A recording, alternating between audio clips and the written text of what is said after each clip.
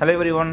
ரொம்ப நாள் ஆச்சு வீடியோ போட்டு. ஸோ இப்போ வந்து பார்த்திங்கன்னா எனக்கு பிடிச்சது பார்த்திங்கன்னா இந்த மல்லிகைப்பூ தான். டெய்லி வீட்டில் வளரக்கூடியதில் நல்ல பருவமட்டாக இருந்துச்சு. ஸோ வேறு செடி தேடி பார்த்தா இந்த மாதிரி செடி வேறு எங்கேயுமே கிடைக்கல.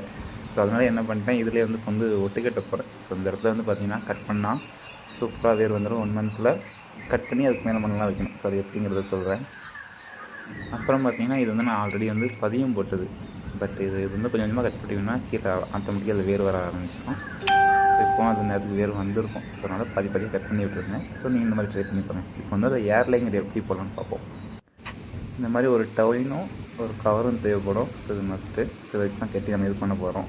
ஸோ அப்புறம் பார்த்திங்கன்னா நம்ம ஒரு பென்சில் திக்னஸாவது இருக்கணும் நம்ம எடுக்கக்கூடிய அந்த வேர், அந்த ஸ்டெம்மு. ஸோ இதில் வந்து பார்த்திங்கன்னா சுற்றி கட் பண்ணி இந்த மாதிரி ஒரு இன்ச்சுக்கு கட் பண்ணிங்கனாலே போதும். கட் பண்ணதுக்கப்புறம் பார்த்திங்கன்னா நீங்கள் இதை வச்சுக்கலாம். கட் பண்ணதுக்கப்புறம் மண் வைக்கலாம்.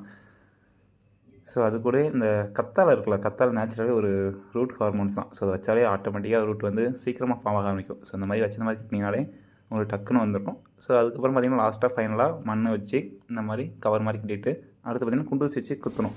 ஸோ ஏன்னா ஏர் வெளியே போகணும். ஸோ அதுக்காக ஸோ குத்திங்கன்னா முடிஞ்சது. ஒரு 1 மந்த்துக்கு அப்புறம் எடுத்திங்கனாலே உங்களுக்கு வந்து சூப்பரான ஒரு செடி கிடச்சிரும். அந்த ஹோல்லாம் படுறது பார்த்திங்கன்னா தண்ணி ஊற்றணும் டெய்லி. ஸோ இந்த மாதிரி சிரஞ்சை யூஸ் பண்ணி நீங்கள் தண்ணி ஊற்றிக்கோங்க. ஏன்னா டேரெக்டாக ஊற்ற முடியாது.